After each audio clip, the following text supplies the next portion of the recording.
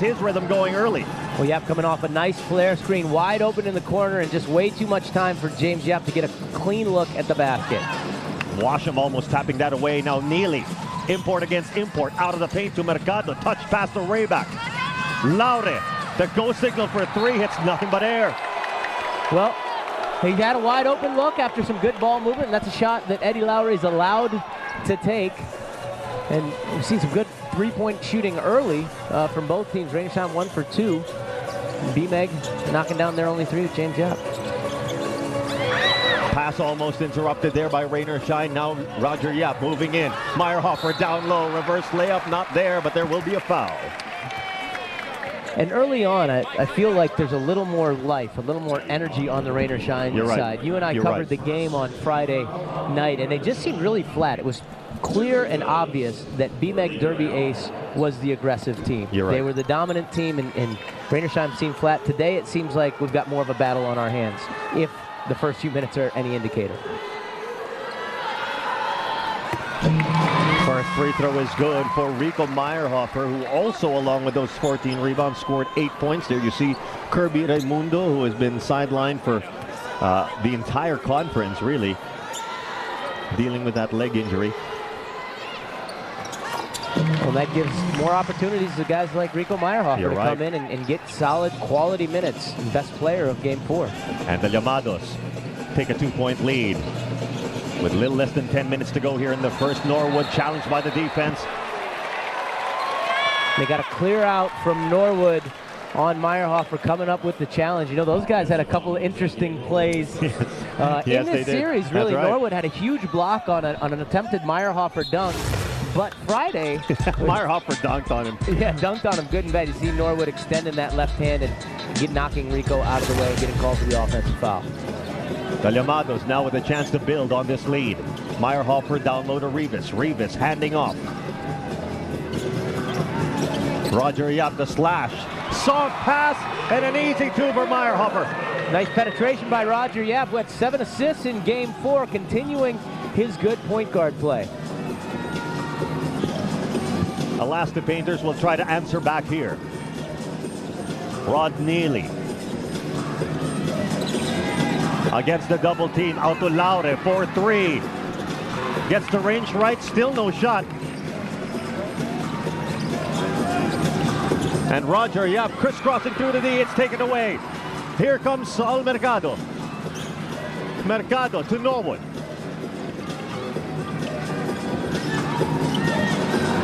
Norwood strokes it, just short. Well, I think outside shooting is going to be a big factor for Rainer Shine in this contest. They'll probably get some looks, particularly off the deep penetration, but they've struggled in the past few possessions knocking down the open J.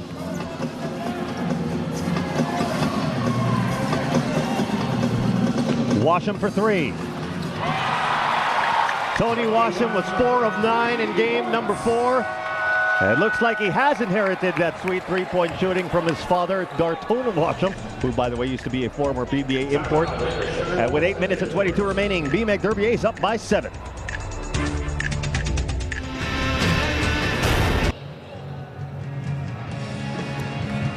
Welcome back to the PBA on Solar TV. Leah Cruz here at courtside, and the Rainer Shine Elasto Painters missing the services of J.R. Reyes, who is serving a 1-game suspension because of a foul committed on Rafi Rivas in Game 4. Now, this is what they will be missing. His series averages of 5.5 points, 3.8 rebounds, all in 21 minutes. Now, they practiced yesterday, expecting him already to be suspended. Now, coach does say that they expect Mark Telan to step up like the veteran that he is and help out on the boards, which is really what they were lacking in Game 4. Now, Gino Rufino has something for us. Gino?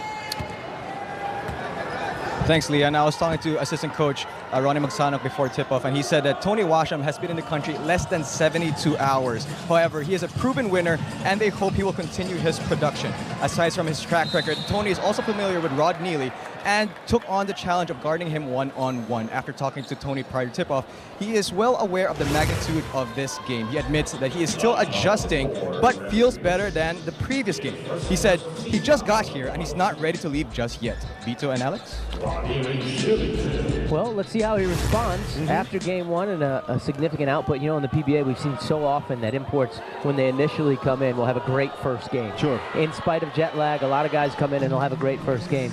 But when another team has the chance to adjust and see and scout them, sometimes other imports will get shut down. Let's see if Washam is one of those high-class imports who continues to produce here in Game 5 today. Well, Rod Neely, Rain or Shine import, is a guy who's probably one of the few guys that is actually familiar with Tony Washam's game before Game 4. They had played before in a league in Israel, and he'd known him to be a very offensive-minded player, and we've seen that so far here in this game and in Game 4. 6-point lead now for the Llamados with a little more than 8 minutes remaining in the first quarter.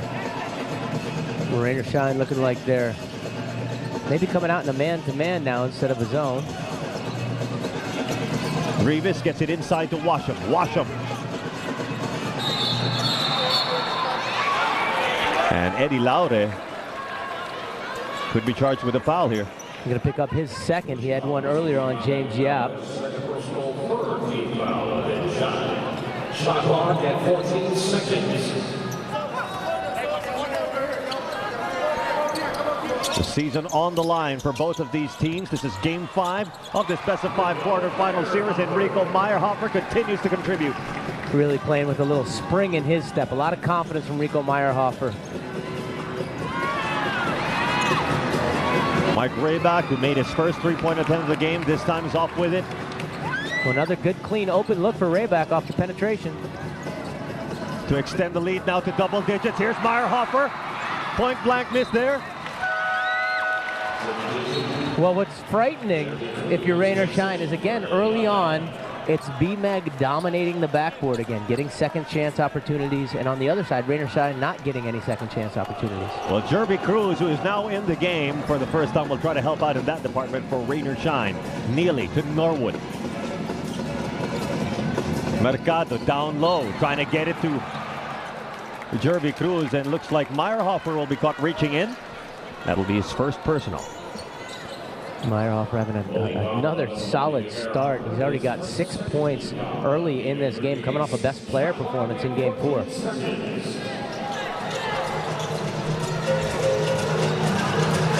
Off the high screen, Mercado slashing in.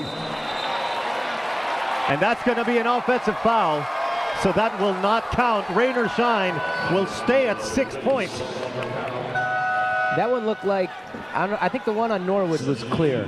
This one, I'd like to see the replay on. It looked like that wasn't quite as clear. It looked like it might have just been his body, as we'll see here on the replay. That, to me, that's not a, that's not an not really a warding off ball. Yeah, that was just his shoulder. There's not much you can do. Sometimes your arm just drops. But either way, it's going to be an offensive foul. Mercado's going to sit down. Ryan Aranya now in for Rain or Shine. Jerby Cruz at the low post against the much taller Meyerhofer. He'll try to body up here. 10 seconds on the shot clock. Quick release by Aranya, no good. Nice hesitation move by Aranya, but just unable to finish on the penetration. Rivas looking for a man inside. It's Washam. Washam, fade away from the basketball. Fading away, going straight up. Nice rotation, and very comfortable with his stroke. And that's 5 points now for held by B-Meg Derby Ace, which could increase with this opportunity here. Roger Yap runs into a little bit of traffic.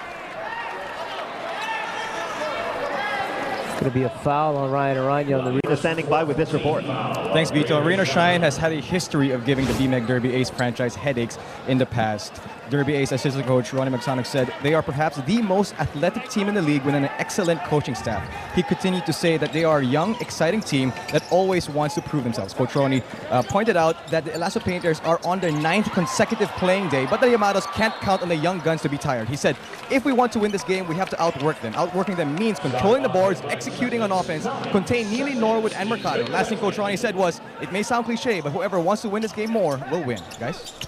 Well, thank you, Gina, for that report. Yeah, very interesting. Obviously, Coach Ronnie, one of the just premier assistant coaches in the league, and somebody I wouldn't be surprised to see being a head coach here very soon. Very capable, and probably one of those next guys in line to get a good head coaching spot. But So much on the line here in Game 5. I think execution is going to be a big key for both teams as well. Meyerhofer, long two, yes! Wow, has he just been playing great.